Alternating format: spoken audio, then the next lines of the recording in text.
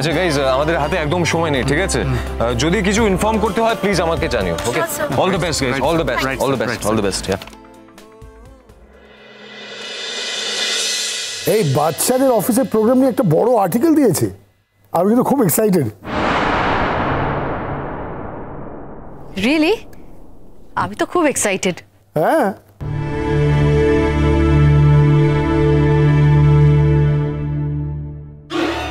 এই মেয়ে, তোমার শরীর এখন কেমন আছে? নাকি আজ রান্না বান্না করতে হবে বলে নতুন কোনো নাটক শুরু করবে আবার তুমি?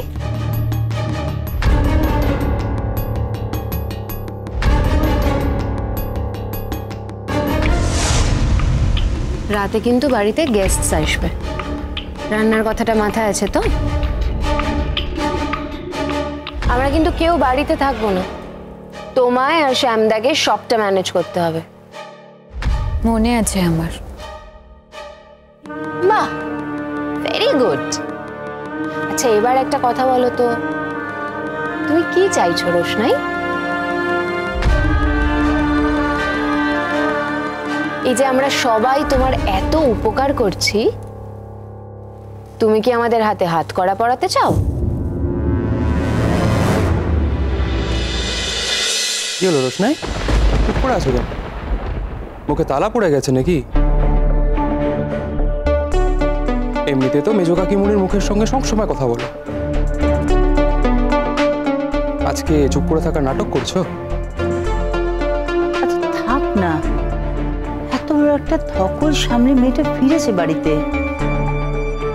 একটা কথা বলবো বৌদি, তোমার আর দাদার প্রশ্রয় এই কাজের মেয়েটা মাথায় উঠে নাচছে, আর বাচ্চাকেও তো তোমরাই ইন্ধন যোগাও, তাই না? ও ভাবে যেটা করছে ঠিক করছে।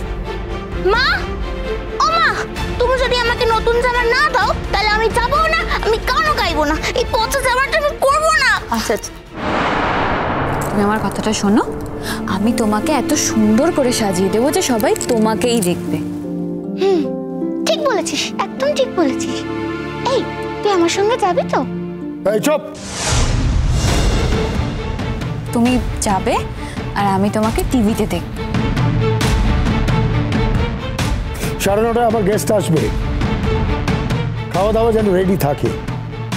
19 থেকে 20 হলে কিন্তু আমি সব ঠিক থাকবে, আমি যেভাবেই হোক আমি সব রেডি করে দেব।